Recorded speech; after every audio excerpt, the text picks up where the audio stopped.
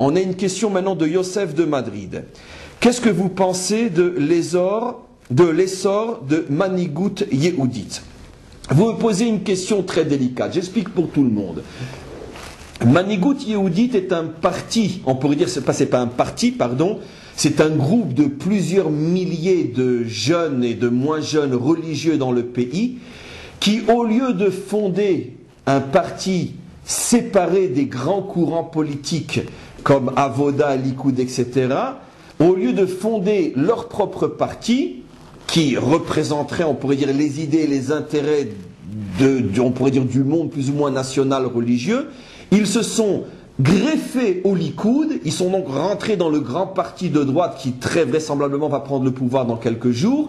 Ils se sont greffés dans le Likoud pour surfer, si on peut dire, à l'intérieur du Likoud et pour pouvoir être propulsés en avant en utilisant un parti qui marche. Alors il a fallu effectivement énormément de savoir-faire. Il est clair que celui qui est à la tête de ce mouvement qui s'appelle Moshe Feiglin est un monsieur extrêmement intelligent, un remarquable, on pourrait dire, politicien, tout en étant un homme extrêmement bien sur le plan personnel. Et donc il est arrivé à pratiquement, c'est presque un miracle, il est arrivé à faire rentrer dans le Likoud des dizaines de milliers d'hommes et de femmes religieux qui, de l'intérieur du Likoud, surfent donc sur un parti qui marche pour pouvoir plus ou moins arriver au pouvoir. C'est bien sûr très succinct ce que j'ai expliqué et il y a beaucoup de nuances à apporter, mais on n'a pas véritablement maintenant le temps. Mais en tous les cas, par rapport à la question, je vous répondrai d'une manière qui est très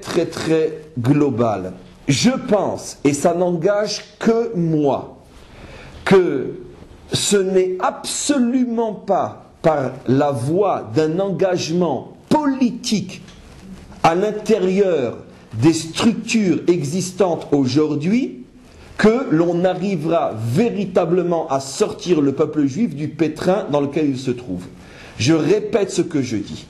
Les institutions politiques telles qu'elles existent aujourd'hui sont incompatibles avec la venue du Mashiach ben David. Dit d'une autre manière, sont incompatibles avec la naissance et le dévoilement et le renforcement de cette deuxième partie de la délivrance d'Israël qui s'appelle Mashiach ben David, celle dont on a tous besoin pour ne pas, chas v'shalom, sombrer dans la boue inimaginable, dans les sables mouvants imaginables dans lesquels on se trouve nous et d'une certaine manière plus ou moins le monde entier. Mais Israël toujours est dans l'œil du cyclone.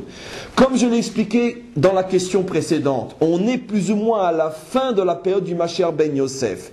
Et il faut absolument qu'on rentre maintenant dans la période Mashiach ben David, sinon, chas v'shalom, qu'est-ce qui va se passer? Combien de temps on va pouvoir encore arriver à contenir le tsunami islamique? Et donc il n'y a que le Mashiach ben David qui pourra nous sortir de là. Alors c'est à ce niveau-là que je dis, si on était il y a 50 ans, 60 ans, 100 ans en arrière, où on était encore loin d'une certaine manière de l'avènement du Mashiach ben David, alors on pourrait dire qu'il est encore temps et nécessaire de surfer à l'intérieur de la politique israélienne telle qu'elle est aujourd'hui.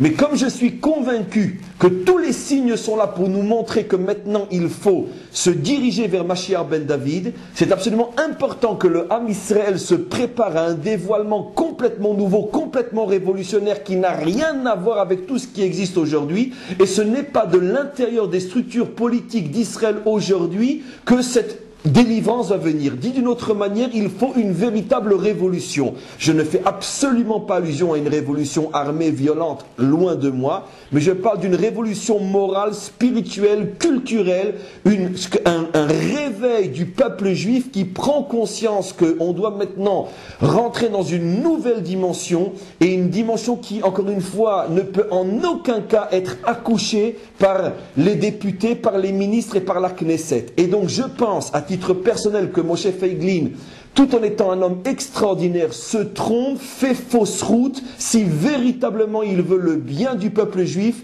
il doit essayer de soulever un mouvement populaire qui soit extérieur aux normes politiques actuelles, et de ce mouvement populaire, on pourra dire, va jaillir la délivrance du peuple juif.